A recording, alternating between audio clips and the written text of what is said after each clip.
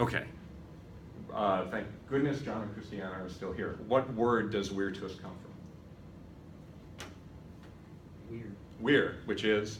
Man. Man. And there are lots of different words to talk about people of a male persuasion in Latin. This is true, of course, in all languages. Weir is the one that in particular means husband, and it is particularly one that is man as opposed to woman. So the husband is the weir, the wife is the femina. And although marriage didn't mean the same range of things that it means for us, that idea of kind of complementarity is there in weir, as troubling as we find that idea today, or at least I do. Anyway, so virtus is generally always translated as virtue, but its root meaning, when Horace puts it on the page, is manly strength and even courage. This is the standard word. There are a bunch of words for courage, like audacia, but this is a truly standard word for courage, and it goes along with the feeling of what a Roman male person should think about and do, and how he should behave himself. Okay, so let's say manly goodness as a kind of neutral way to do this as we read this in English again. Manly goodness that's ignorant of sordid defeat shines out with its honor unstained. Okay, so let's connect that up to the thought just above about courage and it being sweet and fitting to die for your country. What's the move that Horace has made there? Ignorant of sordid defeat. So the first, he wants to get into his description of what Roman virtus, manly goodness, actually is. How does he connect it up to everything he's talked about with regard to people, soldiers in the field, dying, killing?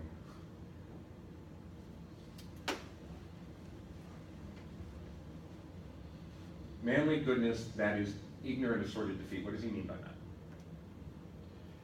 Like fearlessness. Like you don't know defeat. Like you're not going to go down kind of like without a fight. Yeah. So one paradigmatic proverbial way to be brave is to forget about. I don't think this actually works. Unless you kind of, I guess there are berserking states where this works, and I mean, I've never gone through military service. So maybe, and Horace was, this is worth kind of putting on your notes. Horace was a soldier in the Civil War. So that virtue that's ignorant of sordid defeat. So the proverbial way is if you don't know that you can lose, you just fight, right? You're gonna, it's like in video game terms, comparing very small to great, press A to win. Manly goodness, which doesn't know how to lose, is a way to kind of gloss this, shines out with its honor unstained, and never takes up the axes or puts them down at the request of a changeable mob. Okay, so the axes, this is a specific cultural reference. One of the symbols of Roman power were these things called the fasces. And it's a weird thing, and the origins of it are pretty obscure, although people have lots of different theories. So they're axes which are encased in sticks. And once you've heard about this, you see it everywhere, even in American symbols from time to time. So the axes, they're the symbol of Roman authority in the government, and they're the symbol of the power of the government to execute anybody. And this is probably why the sticks are surrounding the axes. It's corporal and capital punishment. So the sticks would have been the virgae, which was a common way of accomplishing corporal punishment, and the axes would have represented capital punishment. Okay, so shines out with its honor unstained and never takes up the axes or puts them down at the request of a changeable mob. This would have had a very specific meaning for Horace's audience. And you'll see it also in Virgil. and you'll see it often in Horace. We've already seen it in the first poem we read, the Profanum Vulgus, the ignorant crowd. This is more or less the same sort of concept that he's invoking here.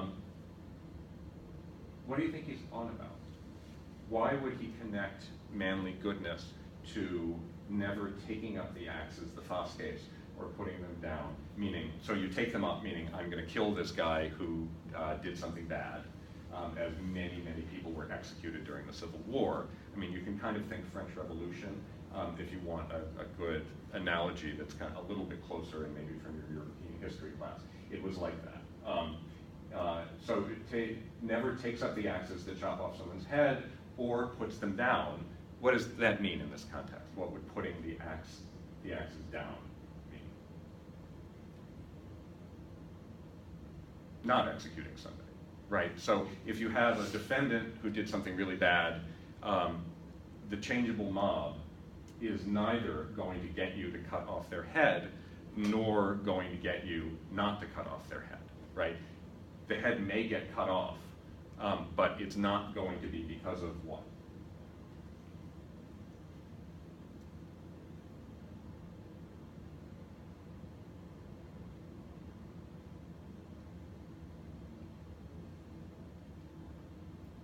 The will of some people.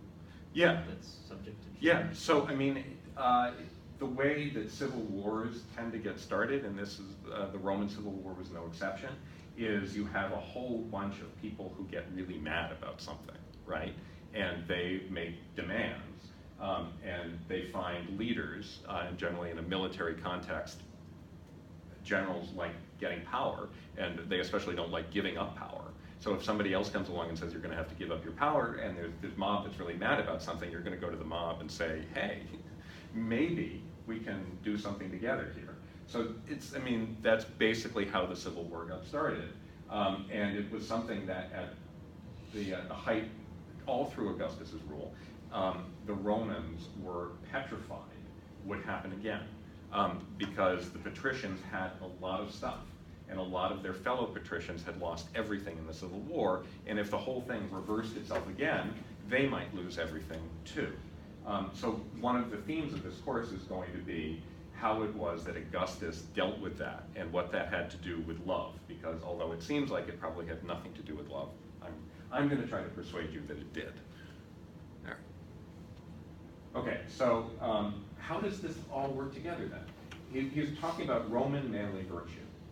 It's ignorant of sordid defeat. It doesn't know that it's going to lose. It is fearless in battle, shines out with its honor unstained. That's pretty transparent.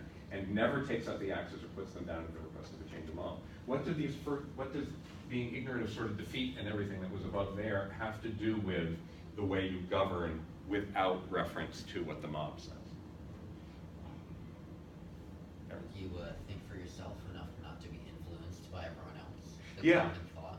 Yeah, exactly. So if you are, Horace is making this argument that if you are that warlike guy, boy, who got trained in military service, went to the Parthians, won all these victories, you are going to have a kind of manly goodness that is not going to listen to that stuff because you're not afraid. Because it's fear that makes people listen to the mob instead of doing what's right. Okay, so again, he hammers virtus. Manly goodness that opens the heavens for those who did not deserve to die, takes a road denied to others, and scorns the vulgar crowd, there they are again, and the bloody earth on ascending wings. What is he talking about here? Start with that opens the heavens for those who did not deserve to die.